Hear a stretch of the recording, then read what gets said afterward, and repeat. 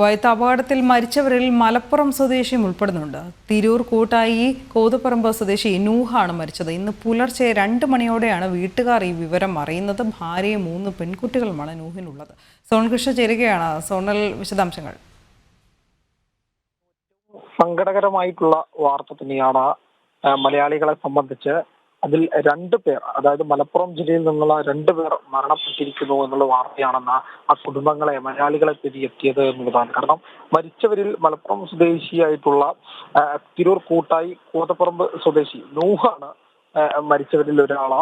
41 വയസ്സാണ് അദ്ദേഹത്തിന്റെ പ്രായം. മത്സ്യത്തൊഴിലാളി കുടുംബമാണ്. ഭാര്യയും 3 പെൺകുട്ടികളുമാണ് അദ്ദേഹത്തിനുള്ളത്. 13, 11, 9 വയസ്സുള്ള 3 പെൺകുട്ടികളാണ്. 11 വർഷമായി ഇദ്ദേഹം പ്രവാസിയായിട്ട് വിദേശത്ത് ജോലി ചെയ്തു വരികയാണ്. നൂഹിന് ഹൃദയരോഗമുണ്ട്, ഹൃദ്രോഗിയാണ് എന്നുള്ള ഒരു വിവരം കൂടി ബന്ധുക്കൾ നമ്മളോട് പറഞ്ഞിട്ടുണ്ട്. 2 തവണ അറ്റാക്ക് വന്നതാണ്. അവധിക്ക് കഴിഞ്ഞ 2 മാസം മുമ്പ് അദ്ദേഹം നാട്ടിൽ വന്ന് തിരിച്ചു പോയതാണ്. വീട് നിർമ്മാണം ഉൾപ്പെടെ ബാക്കിയുണ്ട്. അതുപോലെ തന്നെ നിരവധി കടബാധ്യതകളുമുണ്ട് എന്നുള്ളതാണ് ബന്ധുക്കളും കുടുംബവും പറയുന്നത്.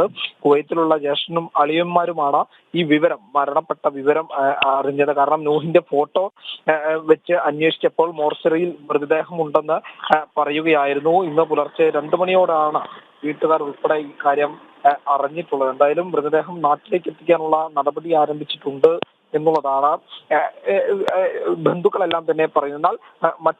മറ്റൊരു മരണം മലപ്പുറത്തെ പുലാമന്തോൾ സ്വദേശിയായിട്ടുള്ള ബാബുലയന്റേതാണ്. അദ്ദേഹത്തിന് 36 വയസ്സാണ് പ്രായം. ഇദ്ദേഹം മരിച്ച വിവരവും പുലർച്ചെയാണ് അറിഞ്ഞത്. എന്തായാലും മലപ്പുറത്തെ സംബന്ധിച്ച് 2 മരണങ്ങളാണ് സംഭവിച്ചിട്ടുള്ളത്. ഏറെ സങ്കടത്തോടെ തന്നെയാണ് അവരുടെ ബന്ധുക്കളും അതുപോലെ തന്നെ നാട്ടുകാരും ഈ ഒരു വാർത്തയെ കൈക്കൊണ്ടത്. അനു.